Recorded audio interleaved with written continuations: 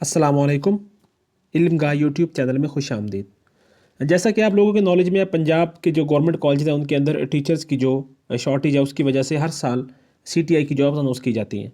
अगर आपको CTI का आइडिया नहीं है तो CTI stand for college teaching interns, और ये हर साल अनाउंस होती हैं तमाम गवर्नमेंट कॉलेज के अंदर जहाँ पे टीचर्स की कमी है, जहाँ पे लेक्चरार्स या प्रोफेसर्स पूरे नहीं हैं, तो वहाँ पे ये जॉब्स अनाउंस की जाती हैं जो कि एक कंट्रैक्ट पीरियड के ऊपर होती हैं, एक सिंगल एकेडमिक सेशन के लिए, चाहे वो 6 मंथ का हो या 8 मंथ का हो, ये वेरी करता रहता है। डिपेंड्स ऑन एकेडमिक सेशन कि वो कब अनाउंस होती हैं, और फिर एकेडमिक सेशन जो है वो नॉर्मली अप्रैल मई तक जाता है। तो ये 6 से 8 महीने का पीरियड होता है जो ये जॉब्स कंट्रैक्ट के ऊपर अनाउंस की जाती हैं। इस साल क्योंकि कोविड-19 की वजह से एकेडमिक सेशन जो है वो डिले हो गया है, तो ये जॉब्स भी डिले हो गई हैं। पहले ये जॉब्स अनाउंस होती थी अक्टूबर नवंबर के अंदर, लेकिन इस साल ये जॉब्स जो हैं वो 2 महीने लेट हो गई हैं। तो एकेडमिक सेशन जो अभी करंट चल रहा है 2020-21, इसके लिए जो CTI की जॉब्स हैं उनको फाइनली अनाउंस कर दिया गया है। तमाम गवर्नमेंट कॉलेजेस के अंदर, चाहे वो मेल हो या फीमेल हो, इनके अंदर CTI की जॉब्स 3000 टोटल जॉब्स को अनाउंस किया गया है। अगर सब्जेक्ट्स की बात करें तो पंजाब के गवर्नमेंट कॉलेजेस के अंदर जितने सब्जेक्ट्स पढ़ाए जाते हैं ये तमाम सब्जेक्ट्स के लिए होती है, लेकिन ये डिपेंड करता है कि जो आपका करीबी कॉलेज है या आपका डिस्ट्रिक्ट का कॉलेज है या आपका सिटी का कॉलेज है, वहाँ पे किस सब्जेक्ट का जो टीचर है वो शॉर्ट है, किस सब्जेक्ट के लेक्चरर कम है, फिर वो उसके मुताबिक जो कॉलेज है वो सीट्स को अनाउंस करता है। तो ये ज़रूरी नहीं है कि आपका करीब का कॉलेज है उसके अंदर तमाम सब्जेक्ट की सीट्स हों। वो किसी 3-4 सब्जेक्ट की हो सकती हैं, 2 की हो सकती है, 1 की हो सकती है। सैलरी की बात करें तो 45,000 पर मंथ इसकी सैलरी है, और जो ड्यूरेशन है वो इस साल 4 मंथ कर दी गई है क्योंकि कोविड की वजह से जो एकेडमिक सेशन है वो शॉर्ट हो गया है। तो इसलिए ये जॉब 2 महीने लेट हो गई हैं। पहले अक्टूबर नवंबर में आती थी तो ये इसकी ड्यूरेशन 6 मंथ होती, लेकिन इस बार ये जनवरी में आ रही हैं, तो इसलिए इसकी जो ड्यूरेशन है वो टोटल 4 मंथ है। 4 मंथ के बाद ये जो कॉन्ट्रैक्ट पीरियड होगा ये ऑटोमेटिकली टर्मिनेट हो जाएगा, ख़त्म हो जाएगा। आपकी डेट ऑफ ज्वाइनिंग से लेके ऑनवर्ड 4 मंथ आपको पूरे करने होंगे। जो उसके लिए क्वालिफिकेशन है वो है मास्टर डिग्री या BS degree in relevant subject with second division. Age limit इसके अंदर नहीं है, डोमिसाइल पंजाब का होना चाहिए। और इसके अलावा अगर हम बात करें जहाँ पे BS हो रहा है जिन कॉलेजेस के अंदर, तो वहाँ पे MPhil जो होंगे उनको प्रेफर किया जाएगा। अगर MPhil उनको नहीं मिलते तो फिर BS वालों को या MA MSc वालों को ही हायर किया जाएगा। जो मेल हैं वो मेल कॉलेजेस में अप्लाई करेंगे, जो फीमेल हैं वो फीमेल कॉलेजेस में अप्लाई करेंगी।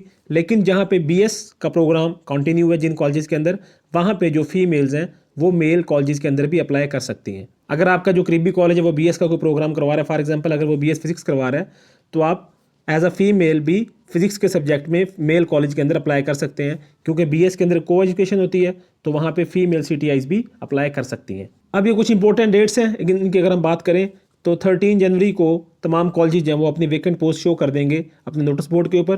वहाँ से आप लोग देख सकते हैं कि किस कॉलेज के अंदर कौन कौन सी पोस्ट वेकेंट है। इसके लिए कोई लिमिट नहीं है डिस्ट्रिक्ट की, आप पूरे प्रोविंस के अंदर, अपने पूरे पंजाब सूबा के अंदर किसी भी कॉलेज के अंदर आप अप्लाई कर सकते हैं। जहाँ पे भी आपको सूटेबल लगता है आप वहाँ पे अपनी एप्लीकेशन जमा करवा सकते हैं। तो 13 जनवरी को जो तमाम कॉलेज हैं वो अपनी वेकेंट पोस्ट शो करेंगे, वो आप नोटिस बोर्ड पे देख सकते हैं। आप क्लरिकल ऑफिस को विजिट करके वहाँ से पूछ सकते हैं, आप प्रिंसिपल ऑफिस को विजिट कर सकते हैं। वहाँ से आपको तमाम इन्फॉर्मेशन मिल जाएगी कि इस कॉलेज के अंदर कौन कौन सी CTIs की कितनी कितनी पोस्ट वेकेंट है। 14 और 15 को आपने अप्लाई करना है कॉलेज के अंदर।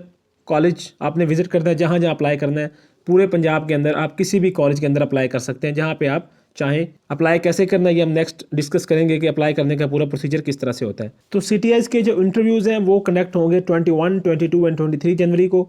इसके बाद कॉलेजेस जो हैं वो एक मेरिट लिस्ट शो करेंगे 25 जनवरी को। उसके ऊपर अगर कोई कंप्लेंट्स होंगी तो वो 26, 27 को वो तमाम कंप्लेंट्स रिजॉल्व कर दी जाएंगी, और फिर एक कंप्लीट फाइनल मेरिट लिस्ट जो होगी वो 1 फरवरी को शो कर दी जाएगी तमाम कॉलेजेस के नोटिस बोर्ड के ऊपर। और जो ज्वाइनिंग पीरियड होगा वो आपका 2 फेब से स्टार्ट होगा, 2 फरवरी 2021 से। यहाँ से ऑनवर्ड आपका जो ज्वाइनिंग पीरियड होगा। तो फाइनल मेरिट लिस्ट के लिए आपको तमाम कॉलेजेस में विजिट करना पड़ेगा जहाँ जहाँ पे आपने अप्लाई किया होगा, वहाँ पे जाके आपने मेरिट लिस्ट को चेक करना है। CTIs के अंदर अक्सर ऐसा होता है कि एक ही कैंडिडेट तकरीबन हर कॉलेज के अंदर टॉप पे होता है। एक एरिया के अंदर अगर 3 या 4 कॉलेजेस हैं तो 1 या 2 कैंडिडेट्स ही होते हैं जो हर जगह टॉप पे होते हैं। तो आपने उनके साथ भी राब्ते में रहना है, वहाँ से आपको इन्फॉर्मेशन मिलती रहेगी कि वो किस कॉलेज में ज्वाइन कर रहे हैं। फॉर एग्जाम्पल अगर आपके कॉलेज में 3rd नंबर है और वहाँ पे 2 ही सीटें हैं, और जो 2 टॉप के कैंडिडेट्स हैं वो मे भी किसी और कॉलेज में भी ज्वाइन कर सकते हैं, तो फिर उसके बाद आपका नंबर आ जाएगा। इसलिए आपने जितने भी टॉप 3, 4, 5 कैंडिडेट्स होंगे उनके साथ आपने राब्ते में रहना है, ताकि आपको इन्फॉर्मेशन मिल सके कि वो किस कॉलेज में ज्वाइन करने जा रहे हैं। अब क्वेश्चन आता है कि अप्लाई कैसे करना है और अप्लाई कहाँ पे करना है। तो अप्लाई करने के लिए कोई स्पेसिफिक एप्लीकेशन फॉर्म नहीं है, कोई अप्लाई करने का स्पेसिफिक प्रोसीजर नहीं है। सिंपली आपने अपने तमाम एजुकेशनल डॉक्यूमेंट्स और उनके साथ एक हैंड रिटन एप्लीकेशन लगा के प्लेन पेपर के ऊपर वो आपने सबमिट करवा देनी है प्रिंसिपल ऑफिस के अंदर, या जो भी वहाँ पे उस दिन जिस दिन एप्लीकेशन जमा होनी है बाकायदा वहाँ पे स्टाफ हायर होता है इस काम के लिए, तो वो स्टाफ आपसे एप्लीकेशन रिसीव कर लेगा। बाज़ कॉलेजेस के अंदर तो एप्लीकेशन भी लगाने की ज़रूरत नहीं होती, वो सिंपली सिर्फ आपसे डॉक्यूमेंट्स लेते हैं, और कुछ कॉलेजेस जो है वो एप्लीकेशन भी ले लेते हैं। तो बहरहाल एक एप्लीकेशन प्लेन पेपर के ऊपर प्रिंसिपल के नाम जिसके अंदर आप उस पोस्ट को मेंशन करेंगे कि इस या आपके कॉलेज के अंदर ये पोस्ट वेकेंट पड़ी है और इसके ऊपर मैं अप्लाई करना चाहता हूँ एज अ CTI।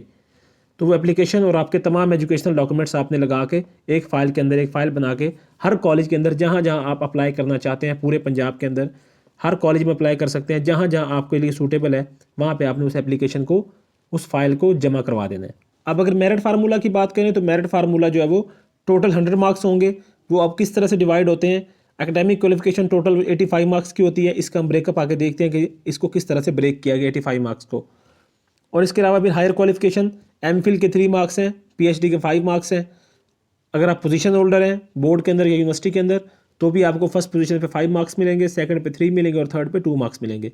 और इंटरव्यू के टोटल 5 मार्क्स होते हैं। यहाँ पे एक और चीज़ नोट कर लें, अगर आपका एकेडमिक बैकग्राउंड अच्छा है तो इंटरव्यू के अंदर भी आपको ज़्यादा मार्क्स दिए जाते हैं ताकि आप टॉप पे आ सकें। अगर आपका एकेडमिक वीक है और एक आपके मुकाबले में अच्छा एकेडमिक वाला आ जाता है तो मे भी आपको जानबूझ के इंटरव्यू में कम नंबर दे के उसको टॉप पे लाने के लिए, क्योंकि एक्चुअली जो सिलेक्शन है वो एकेडमिक क्वालिफिकेशन की बेस पे ही होनी है। इंटरव्यू जस्ट अ फॉर्मेलिटी, इसके अंदर कुछ खास नहीं पूछा जाता, कोई इतने खास क्वेश्चन नहीं होते, ना ही इसके अंदर कोई स्पेसिफिक जो पैनल होता है। Interview is just a formality. Actual जो आपकी सिलेक्शन होनी है वो एकेडमिक क्वालिफिकेशन की बेस के ऊपर होनी है।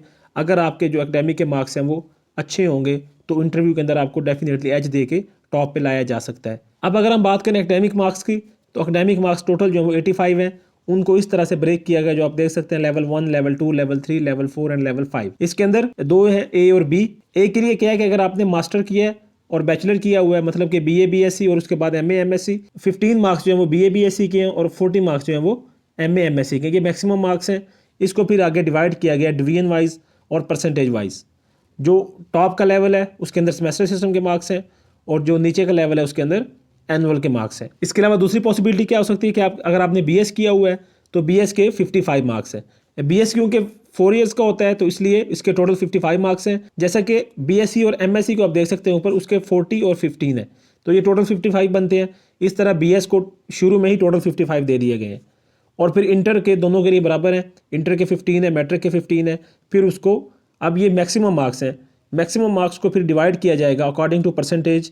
ये जो लेवल आपके सामने है कि अगर आपके फॉर एग्जांपल सेमेस्टर सिस्टम में 90% अबव हैं तो आपके 40 मार्क्स होंगे, अगर आपके एनुअल में 80 अबव हैं तो आपके फिर भी 40 होंगे। तो ये इस तरह से करके ये लेवल वाइज इनके मार्क्स लगा के और एट द एंड अगर आपकी हायर क्वालिफिकेशन है तो आपको MPhil के मार्क्स मिलेंगे और अगर आपकी पोजीशन है तो पोजीशन होल्डर के मार्क्स मिलेंगे।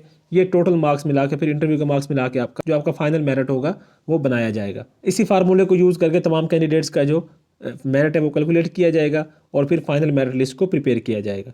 अगर CTI की जॉब्स के बारे में अभी भी आपके माइंड में कोई क्वेश्चन मौजूद है तो आप कमेंट सेक्शन में हमसे पूछ सकते हैं।